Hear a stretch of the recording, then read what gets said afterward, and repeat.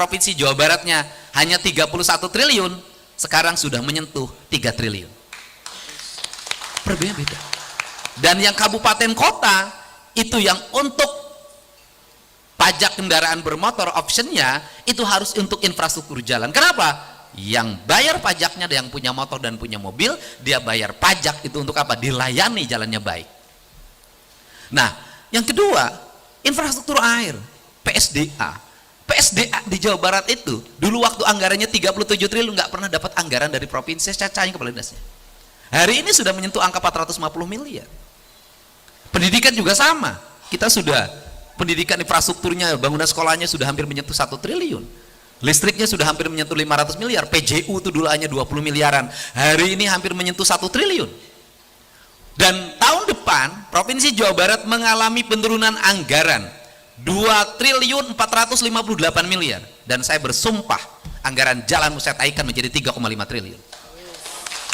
Semua anggaran pembangunan harus tingkat. Siapa yang harus prihatin? Kami birokrat yang akan prihatin. Saya kasih tahu, mungkin tahun depan hari jadi Provinsi Jawa Barat nggak ada snack, cukup air putih.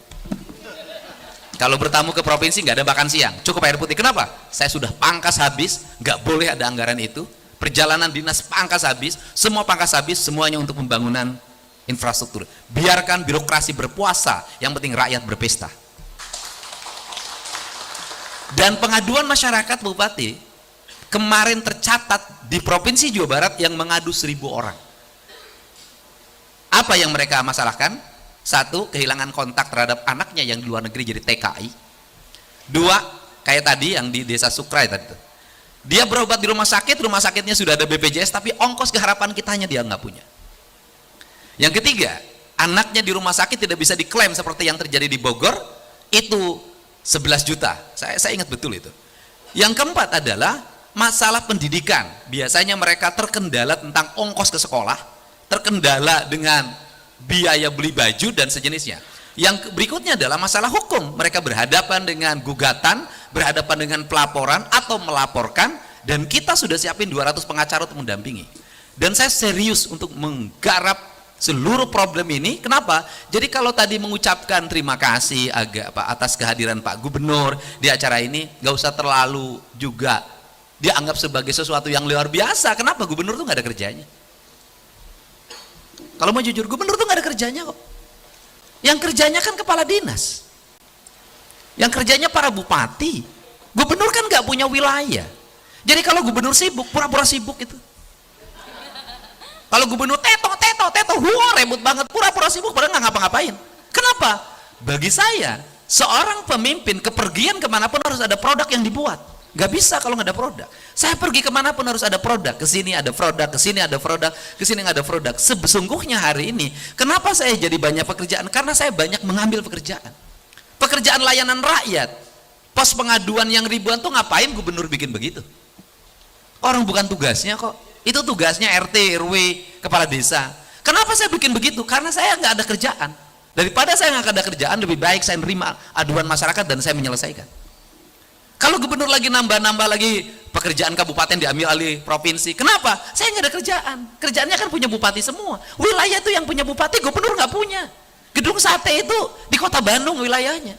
Nah, kenapa saya ingin menjadi gubernur yang mengorkestrasi para bupati, mengorkestrasi para wali kota? Cukup apa? Nggak usah rapat-rapat, WA. Pemilihan kepala desa yang terhambat karena regulasi di Indramayu, itu selesai dengan WA. Pak Wakil Bupati WA saya WA Mendagri, dalam waktu 5 menit Pak Mendagri mengeluarkan surat edaran, dan itu berlangsung. Negeri ini, iya saya tahu lah Pak, tenang atas perintah Bupati, tenang aja. Karena kan kalau Pak Wakil Bupati kan karena nggak ada kerjaan sering WA saya. Bupati kan sibuk, nggak ada masalah. Yang penting kan tidak bermusuhan, tidak saling melaporkan. Tidak saling melaporkan dan tidak saling mengusir dari tempat ini. Dan saya tahu Pak Wakil Bupati ini bingung hari ini mau ke partai mana gitu. Apakah balik ke yang lalu atau pindah ke tempat masa depan?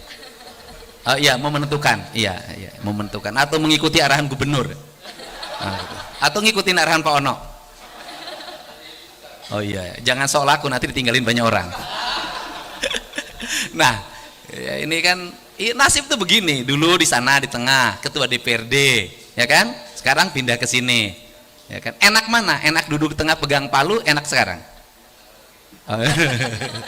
Kalau dulu bapak biasa neken-neken bupati biar dapat pokir. Sekarang bapak diem. Nah, ya jadi ya ini harus dibuat. Kenapa harus cepet pak? Nggak bisa lambat lagi, nggak bisa. Nah, karena nggak bisa lambat lagi, sudah semestinya ada dua hal yang harus kita lakukan. Satu, kecepatan dalam mengambil keputusan. Dua, estetika dalam produk pembangunan. Itu yang saya pegang. Karena itu estetika, maka nanti Jinderama itu berubah pak. Saya yakin betul 5 tahun ke depan itu berubah. Ini daerah akan menjadi tumbuh menjadi industri, pertanian, perikanan, dan kelautan. Kemudian dan pariwisata, dan jalur-jalur sungai saya meyakini betul suatu saat akan menjadi jalur pariwisata yang indah dan disukai oleh banyak orang. Terakhir, tinggal satu yang perlu dirubah, karakter warga. Itu di mana-mana. Orang Subang, Indramayu, Kerawang, Cirebon sama karakternya. Apa? Kajenting tekor asal sohor. Tahu saya. Kenapa? Nggak punya duit pak, habis panenan dapat kuli derep, saya tahu itu. Saya di rumah saya kan banyak orang Indramayu suka ikut derep saya. Dapatnya sebulan paling dapat 6 juta, 7 juta atau bisa 10 juta. Harusnya kan yang 10 juta itu disimpan bangun rumah untuk pendidikan. Orang Indramayu sama orang Subang Utara tuh enggak. Panenan hajatan. Hajatannya dicatat. Sini catat enggak? Mencatat. Dedi Mulyadi gubernur 2,5 juta. Standar saya kan undangan segitu pak. Bapak mau kawin. Nah, saya kalau ke bupati nggak boleh segitu karena bupati itu kalau hajatan bukan nunggu kondangan, hajatan ngeluarin duit buat rakyat yang kondangan itu beda. Itu nggak boleh. Nah, dicatetin itu. Ya kalau kondangannya Pak Bupati nggak usah balikin. Tapi yang kondangannya teman sebelah dikirim rokok, jinggo atau jarum coklat 150.000 ya. Oh, kan gantangan. Waktu hajatan itu duitnya banyak, modal lo, odong-odong, sandiwara, singade, terus ya odong-odong yang itu, yang Indramayu kan manuk. Apa namanya? Ah itu, pokoknya itu aja. Nah, kan saya sering kondangan haur geuli soalnya. Nah itu kan hiburan rame, kan? Waktu itu impas antara duit masuk, beras yang dapat 5 ton dengan hiburannya itu plus. Kadang masih minus pak. Ya kan? Antara modal dengan duit masuk itu plus. Aman, waktu kawinan tuh aman. Waktu sunatan dan Subang Indramayu tuh jangankan punya anak, nggak punya anak tetap hajat.